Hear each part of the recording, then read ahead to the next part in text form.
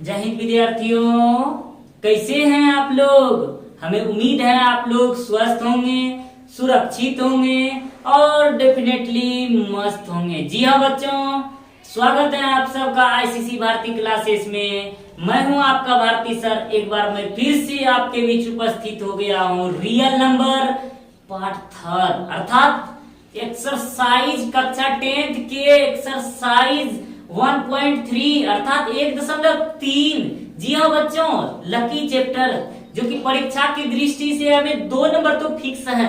जी हाँ, यह चैप्टर हमें 2 नंबर तो फिक्स है और फिक्स डेफिनेटली फिक्स ही है कि यह परीक्षा में भूलने वाला है। अधिकतर से अधिकतर देखा गया कि यह पूछा ही जाता है, भूलने का तो सवाल ही नहीं होता।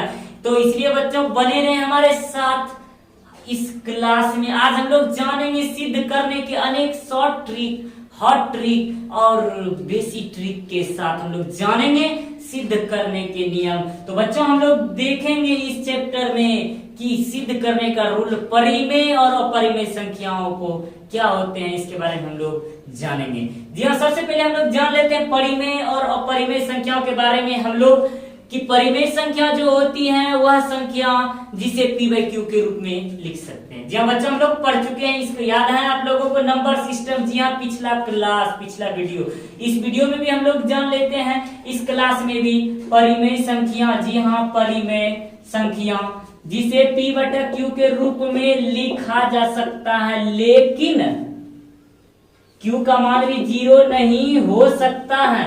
और साथ ही साथ इसके मान के लिए इसका जो दशमलव प्रसार का बाद जो मान होता है, दशमलव प्रसार के बाद का मान जो होता है वह पूर्णतः विभाज्य होना चाहिए, तब शुद्ध परिमेय संख्या का परिभाषा होता है। और परिमेय का p/q के रूप में लिखा जा सकता है। q का मान 0 हो भी सकता है, नहीं भी आता, p/q के रूप में लिखा ही नहीं जा सकता। लिखा जा सकता है लेकिन उसका दशमलव प्रसार उधर से जो होता है रेखरिंग पर होता है। जी हाँ बच्चों, परिमेय और अपरिमेय संख्याओं के बारे में और इससे विस्तार पूर्वक मैंने आपको बताया हुआ है, आप लोग पिछले क्लास में देख सकते। तो चलते हम लोग बिना देर किए हम लोग 2 नंबर लेने के लिए हम लोग लपक पड़ते हैं 1.3 की ओर। जी हाँ, हम लोग देखें इस सवाल में कहना चाह रहा है, जी हाँ यह सिद्ध करें कि, जी हाँ कहते हैं सिद्ध करें कि √5 एक अपरिमेय संख्या। जी हाँ, √5 एक अपरिमेय संख्या। तो हम लोग मानेंगे, सबसे पहले हमें यहाँ से विपरीत मानना होगा। यहाँ हमें विपरीत मानना होगा कि √5 एक अपरिमेय संख्या है। तो हमें यहाँ लिखना होगा कि माना कि √5 एक परिमेय संख्या। यहाँ हमें विपरीत से मानना होगा परिमेय संख्या है। जी हाँ बच्चों, यहाँ मानेंगे माना कि √5 एक परिमेय संख्या है, बिल्कुल अपोजिट मानेंगे, बिल्कुल इसके विरोध में मानेंगे हम लोग, जिसे यहाँ लिखेंगे जिसे p/q के रूप में लिखा जा सकता है, रूप में लिखा जा सकता है। जी हाँ, सभी सिद्ध करें का यह कवर है, अर्थात यह कवरेज है। यह लिखना हमारे लिए जरूरी होता है। इसके लिखने से जो होते हैं ना परीक्षा में नंबर हमें अधिकतर से अधिकतर फुल मार्क्स मिलने की संभावना हो जाती है, जिसे p/q के रूप में लिखा जा सकता है। जहां, जी हाँ, जहां पहले इसका रूल लिखेंगे हम लोग। इसका कुछ रूल दिया हुआ है p/q के रूप में लिखने का। p तथा q एक पूर्णांक संख्या। जी हाँ, p तथा q एक पूर्णांक संख्या है। फिर दूसरा रूल लिखेंगे, q का मान तो 0 एकदम हो ही नहीं सकता है, q का मान 0 हो ही नहीं सकता, इसका ये रूल दिया हुआ है। और तीसरा रूल कहना चाहता है इसका जो है ना p तथा q का एक के अतिरिक्त कोई गुणनखंड नहीं है, अतिरिक्त कोई उभयनिष्ठ गुणनखंड नहीं है, कोई उभयनिष्ठ अर्थात दूसरा गुणनखंड नहीं है, उभयनिष्ठ गुणनखंड नहीं है। जी हाँ बच्चों, याद रहे आपको यह जो होता है यह तो कवर है, यह रूल के लिए इसको तो इतना लिखना ही पड़ेगा। ये अगर हम लोग इतना लिख दें तो परीक्षा में हमें नंबर मिलने की संभावना ज्यादा से ज्यादा अधिकतर बढ़ जाती है। तो बच्चों इसलिए आपको दिमाग की इस मेमोरी में सेटिंग कर ले मेरे प्यारे प्यारे बच्चों कि इतना हमें लिखना, हर हालत में लिखना जरूरी है। माना कि √5 एक परिमेय संख्या है जिसे p/q के रूप में लिख सकते हैं।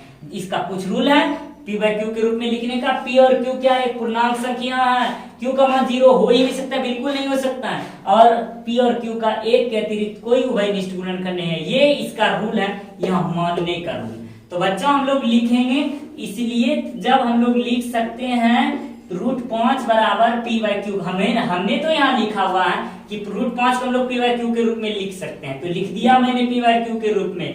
तो अब हम लोग करेंगे क्या, √5 का स्क्वायर बराबर p/q का स्क्वायर हम दोनों कर देंगे। यहाँ लिख देंगे दोनों तरफ, जी हाँ बच्चों, दोनों तरफ स्क्वायर अर्थात वर्ग करने पर, जी हाँ वर्ग करने पर हम बनाएंगे थोड़ा सा ये एक्सपेरिमेंटल रूल, थोड़ा सा रिविजनल रूल। जी हाँ, आप लोग जो छोटे छोटे रूल का उपयोग कर रहे हैं उससे परीक्षा में नंबर इस टाइप में सिंगल वाले में परीक्षा में नंबर मिलने की संभावना बहुत कम होते हैं। इसीलिए बच्चों आप लोग मिस ना करें, सिंगल वाले में अगर परीक्षा में सिंगल मिल जाए तो इस रूल का उपयोग ही करें ताकि आपको जो मेहनत करें आपको पूर्णतः फायदा नंबर उठ सके। तो बच्चों दोनों तरफ वर्ग करने पर, तो जब हम लोग वर्ग करेंगे तो बच्चों ध्यान देंगे √5 का वर्ग करेंगे तो 5 होंगे, p का स्क्वायर करेंगे p²/q² होंगे। तो जब बच्चों यहाँ ध्यान देंगे इसको गुना कर दीजिए, 5q² बराबर p², तो हो सकते हैं, जी हाँ बच्चों हो सकते हैं। जब यहाँ लिखेंगे हम लोग q का जब मान सिर्फ निकालेंगे, जब यहाँ लिखेंगे q² बराबर लिखेंगे तो p²/5 हो सकता है, या डायरेक्ट यहाँ लिख दें इक्वेशन फर्स्ट लिखें तो लिखेंगे चूंकि समीकरण फर्स्ट में ये 5 आप देख सकते हैं 5 गुना q² बराबर p² दिया, ये 5 जो गुना में है इसको क्या करेगा, q² बराबर p²/5, 5 क्या करेगा, p² को डिवाइड करेगा। जी हाँ बच्चों ध्यान देंगे इक्वेशन फर्स्ट में 5 q² को विभाजित करता है, जी हाँ विभाजित करता है, इसलिए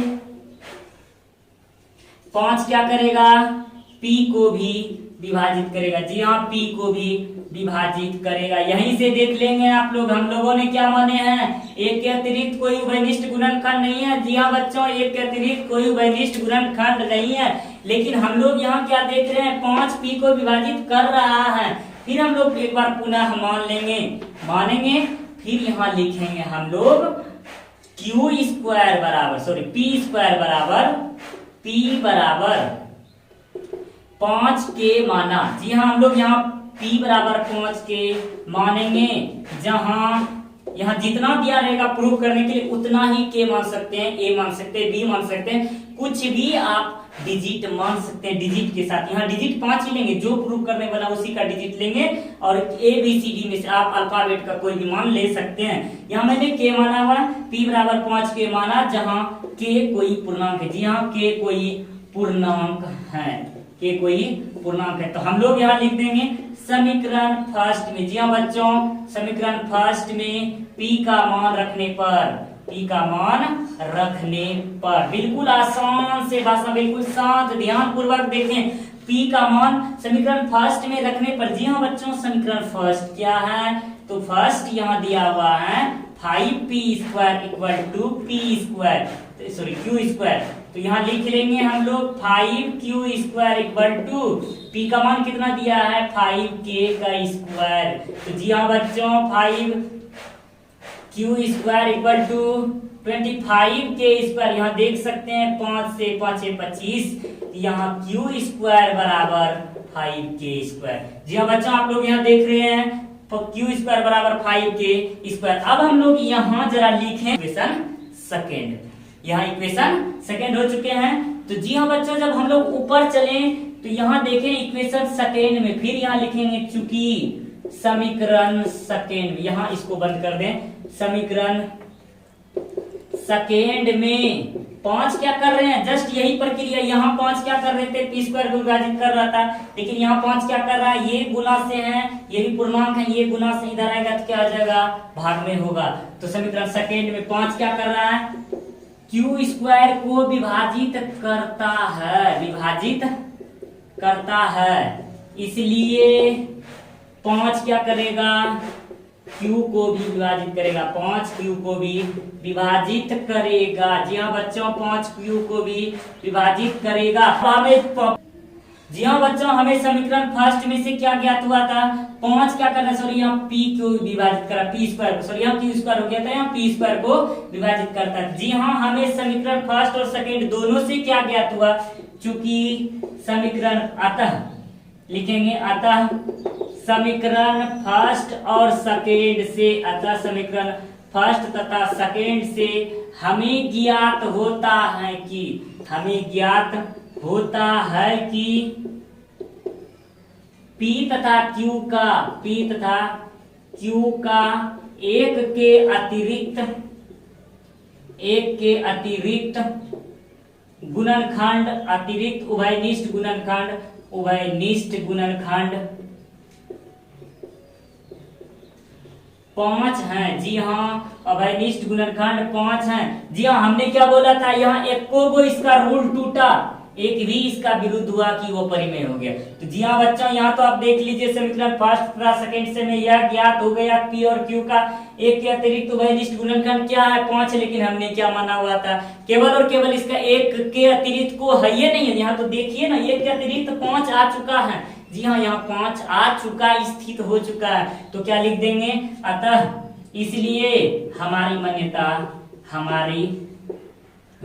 क्या हो गई, हमारी मान्यता के यह विरुद्ध है, हमारी मान्यता के विरुद्ध है, इसलिए डायरेक्ट लिख देंगे, अतः कॉन्फिडेंस के साथ लिख देंगे, अतः √5 एक अपरिमेय संख्या। जी हाँ, √5 एक अपरिमेय संख्या है।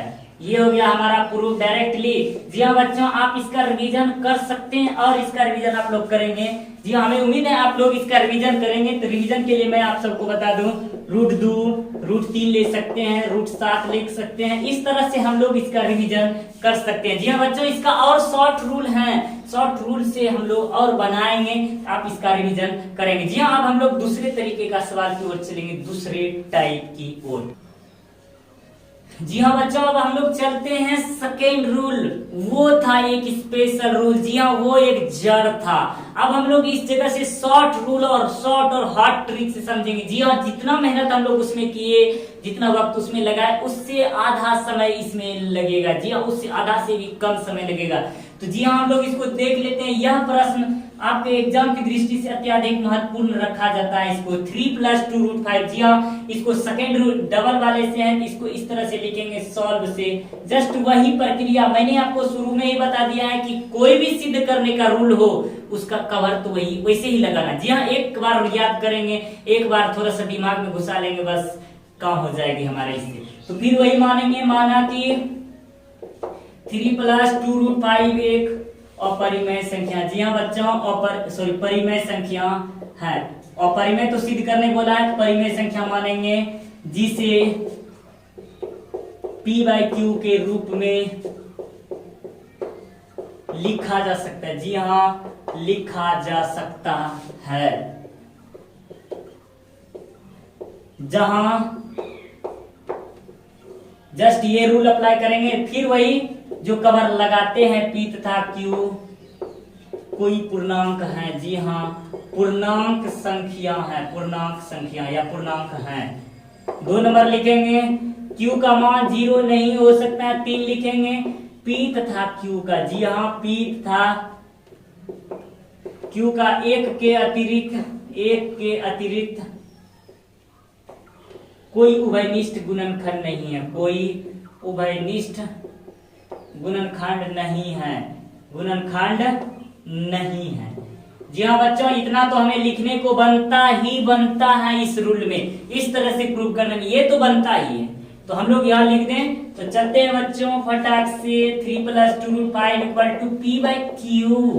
जी हाँ, P/Q लिख चुके हैं। अब हम लोग यहाँ डायरेक्टली करेंगे कोई स्क्वायर यहाँ नहीं करेंगे, हम लोग करेंगे। जी हाँ बच्चों, आप लोग देख सकते हैं 3 प्लस में है, इसको उधर भेज सकते हैं। 2√5 इक्वल टू P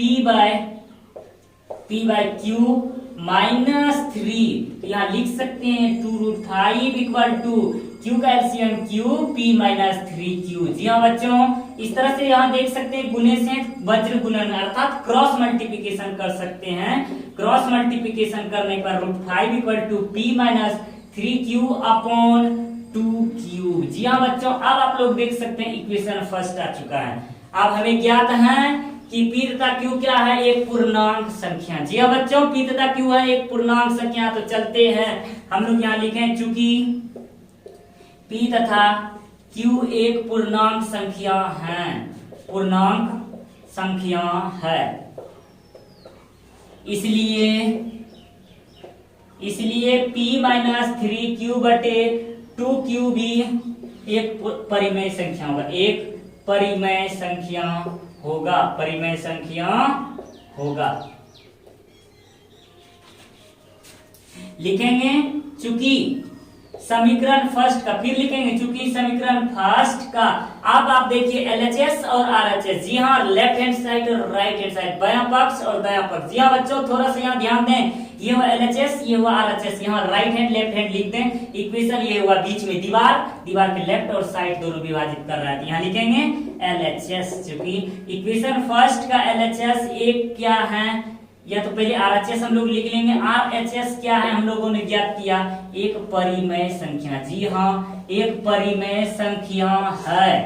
तथा LHS, इसके बारे में हम लोग पहले अभी तुरंत जस्ट प्रूव किए हुए हैं कि √5 क्या है, एक अपरिमेय संख्या। जी हाँ बच्चों, √5, √2, √7 ये क्या है, अपरिमेय संख्या। अभी तुरंत हमने पिछले नंबर में हमने प्रूव किया हुआ है, तो पीछे आप लोग देख सकते हैं, पीछे आपका 1 नंबर सवाल √5 क्या है, एक LHS एक अपरिमेय संख्या है, अपरिमेय संख्या है।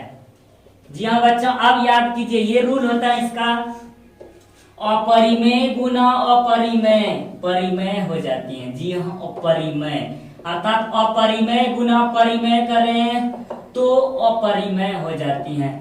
तो देख लें, परिमेय संख्या और अपरिमेय संख्या बराबर नहीं होती हैं। तो यहाँ आगे हम लोग लिख सकते हैं चूंकि, तथा या लिख देंगे चूंकि, फिर पुनः लिखेंगे चूंकि अपरिमेय संख्या बराबर, अपरिमेय संख्या बराबर परिमेय संख्या, परिमेय संख्या संभव नहीं है, संभव नहीं है। इसलिए डायरेक्ट लिख देंगे, इसलिए 3 + 2√5 एक अपरिमेय संख्या। जी हाँ, 3 + 2√5 एक अपरिमेय संख्या है, अपरिमेय संख्या है। जी हाँ बच्चों, आप लोगों को यह रूल बहुत ही सटीक और सुगम और सरल लगा होगा। जी हाँ बच्चों, आप लोग इसको थोड़ा सा कॉन्फिडेंस से बना ले, इसको ध्यान से बना ले तो बिल्कुल समझ में आ जाएगा। इसके रिविजनल के लिए आपको सवाल इस तरह से बनाना है, 5 - √3, 6 + √3 एंड 6 + √5। इस तरह से हम लोग इसका रिविजनल सवाल ले सकते हैं। इसका बिल्कुल शॉर्ट और बिल्कुल आसान तरीका मैंने आप लोगों को बताया हुआ है। हमें उम्मीद है आप लोगों को समझ में आ रही होगी। अब हम लोग तीसरा रूल समझेंगे। जी हाँ बच्चों, अब हम लोग तीसरा रूल समझेंगे, वो होगा अगला पार्ट। जी हाँ, अगले 3rd नंबर सवाल में हम लोग इसके बारे में पढ़ेंगे, तीसरा रूल। जी हाँ बच्चों, अब हम लोग तीसरा नंबर सवाल देखेंगे, तीसरे स्टेप, तीसरे टाइप की ओर। जी हाँ, परीक्षा में 2 नंबर लेकर के ही दम मारेंगे, पीछे हटने वाले नहीं है। डट जाना है कि हमें ये अपना है तो बस अपना है, डट जाना है तो बस डट जाना है। तो देखें, सिद्ध करें कि 1/√2 एक अपरिमेय संख्या है, तो फिर वही कवर चलाना फिर से जो हम लोग करते आए हैं। सॉल्व से लिखेंगे, सॉल्व से माना कि यहाँ सबसे पहले हमें यहाँ करना क्या होगा, 1/√2 दिया हुआ है। जी हाँ बच्चों, चूंकि दिया है 1/√2। इसका हम लोग कर क्या सकते हैं, इसके हरों का परिमेयकरण हम लोग कर सकते हैं। जी हाँ, √2/2 हम लोग कर सकते हैं। यहाँ तक हम लोग लिख सकते हैं। यहाँ किए तो हमें और आसान सा हिसाब हो गया। तो हम लोग जी हाँ बच्चों लिखेंगे। अब हम लोग माना कि √2/2 एक परिमेय संख्या है, परिमेय संख्या है, जिसे p/q के रूप में लिखा जा सकता है। जी हाँ, लिखा जा सकता है, जहां जी हाँ बच्चों, जहां p तथा q एक पूर्णांक संख्या है।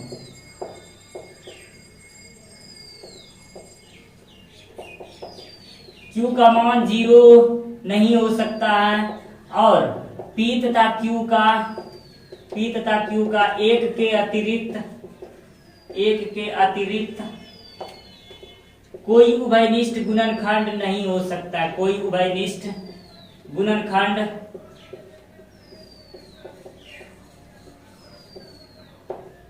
नहीं हो सकता। जी हाँ, कोई उभयनिष्ठ गुणनखंड नहीं हो सकता है। हम लोग यहाँ लिख सकते हैं, यहाँ लिख दिए। अब हम लोग बच्चों यहाँ ध्यान दें, इसलिए √2/2 = p/q। तो हम लोग यहाँ इसको डायरेक्टली गुना कर सकते हैं। √2 = 2p/q, 2p/q जस्ट यहाँ लिख सकते हैं, डायरेक्ट लिख दे समीकरण। चूंकि p तथा q एक पूर्णांक संख्या है, इसलिए 2p/q एक परिमेय संख्या होगी। परिमेय संख्या 2q भी एक, इसलिए 2q एक परिमेय संख्या है। यहां लिख दिए। चूंकि फिर से लिखेंगे, चूंकि समीकरण फर्स्ट का LHS या पहले लिखे हम लोग RHS एक परिमेय संख्या है। RHS एक परिमेय संख्या है तथा LHS, जी हाँ, LHS एक अपरिमेय संख्या, LHS एक अपरिमेय संख्या है। तो हम लोग जस्ट वही लिखेंगे। तो बच्चों हम लोग क्या ज्ञात हो चुका है, अपरिमेय संख्या बराबर परिमेय संख्या। ये क्या संभव है? जी हाँ बच्चों, ये बिल्कुल संभव नहीं है कि परिमेय संख्या और परिमेय संख्या के बराबर हो सकती है। तो यहाँ लिखेंगे, चूंकि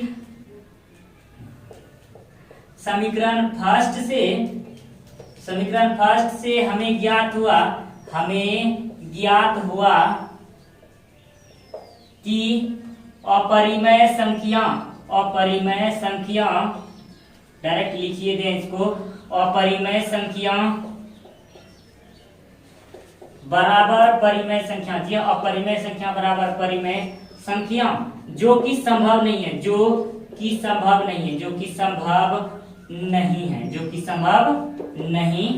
हाँ बच्चा, जो कि संभव नहीं है। इसलिए हमारी मान्यता क्या हो गई, इसलिए यह हमारी मान्यता का विरोधाभास उत्पन्न करते हैं। जी हाँ, मान्यता का विरोधाभास उत्पन्न करती हैं।